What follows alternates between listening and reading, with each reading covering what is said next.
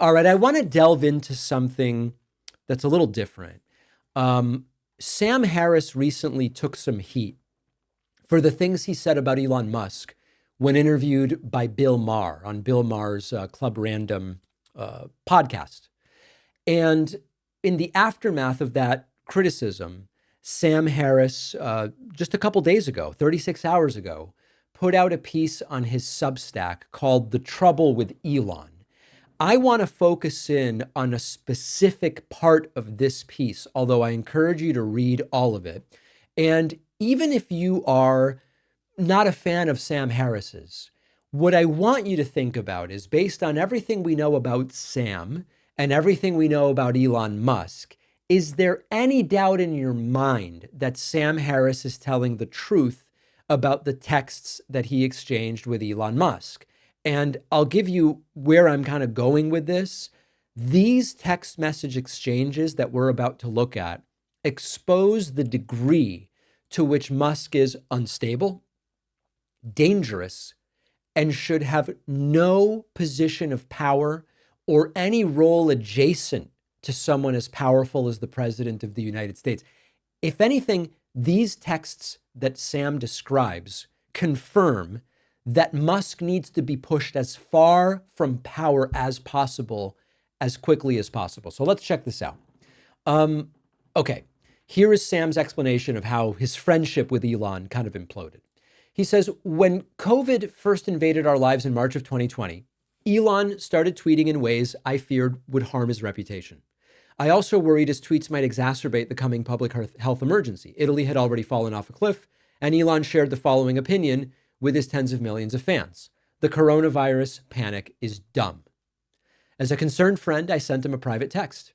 This is Sam's text to Elon. Hey, brother, I really think you need to walk back your coronavirus tweet. I know there's a way to parse it that makes sense. Panic is always dumb.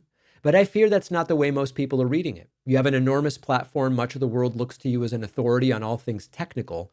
Coronavirus is a very big deal. And if we don't get our act together, we're going to look just like Italy very soon. If you want to turn some engineers loose on the problem, now would be a good time for a breakthrough in the production of ventilators. Sam goes on to say, Elon's response was, I believe, the first discordant note ever struck in our friendship. Sam, you of all people should not be concerned about this. He included a link to a page on the CDC website showing COVID was not among the top 100 causes of death in the United States. This was a patently silly point to make in the first days of a pandemic. We continued exchanging texts for at least 2 hours. If I hadn't known that I was communicating with Elon Musk, I would have thought I was debating someone who lacked any understanding of basic scientific and mathematical concepts like exponential curves. Okay. Sam goes on to say, and I'm paraphrasing here, that Elon and he did not converge on their views of epidemiology, but they made a compromise, a bet. Elon bet me $1 million to be given to charity against a bottle of fancy tequila, $1,000, that we wouldn't see as many as 35,000 cases of COVID in the US. Cases, not deaths. The terms of the bet reflected what was in his estimation the near certainty, 1,000 to 1, that he was right. Having already heard credible estimates that there could be 1 million deaths from COVID, estimates that proved fairly accurate, I thought the terms of the bet ridiculous and quite unfair to Elon. I offered to spot him 2 orders of magnitude. I was confident we'd soon have 3.5 million cases of COVID in the US.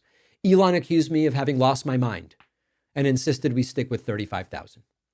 Sam goes on to explain that there was sporadic communication over the next few weeks. Cases grew.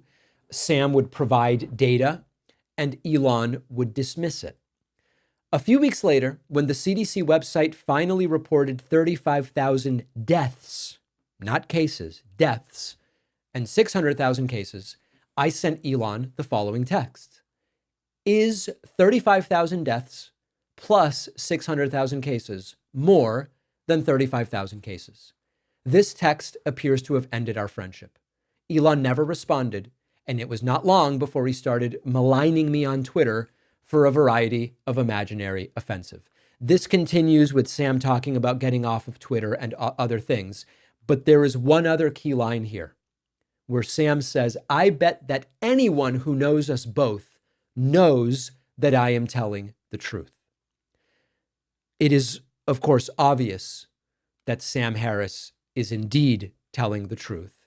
The idea that he would fabricate these communications out of thin air now, years after these exchanges, to criticize Elon Musk, I mean, it's just not, it makes no sense whatsoever. It doesn't pass the sniff test.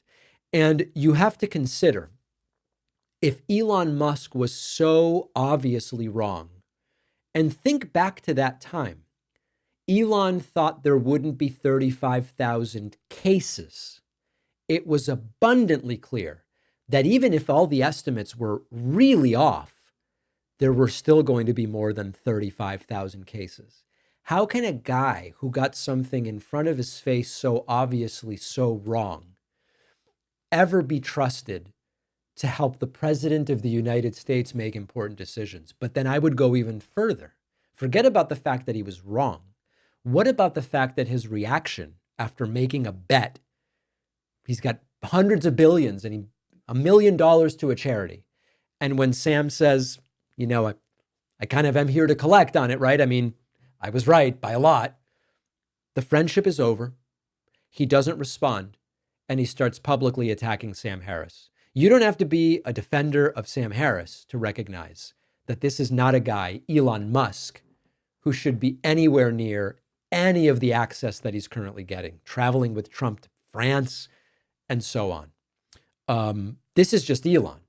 Just think about all the other incompetent folks that are being pulled into Trump's orbit. Terrifying, terrifying stuff. Once again, we're seeing big tech blur the lines between private industry and public government. Zuckerberg, Bezos, even Sam Altman at OpenAI are donating millions to Trump's inaugural fund because they say he'll lead our country into the age of AI, despite these same tech CEOs warning about how dangerous AI can be. Algorithms control what we see every day to serve corporate and political interests, which is why I've trusted Ground News for years to help me find the truth. Ground News doesn't tell you what to think. They show you each news outlet's biases, credibility, financial incentives, so you know who's benefiting from the way each news outlet spins each story. You can even filter out certain sources you don't want and stay informed without getting buried in the noise. Stay engaged with Ground News, who is fixing what is breaking right in front of us: trust and transparency in the media. Ground News is giving my audience 50% off the same Vantage plan that I use. Go to ground.news/Pacman. The link is in the description, or scan my QR code.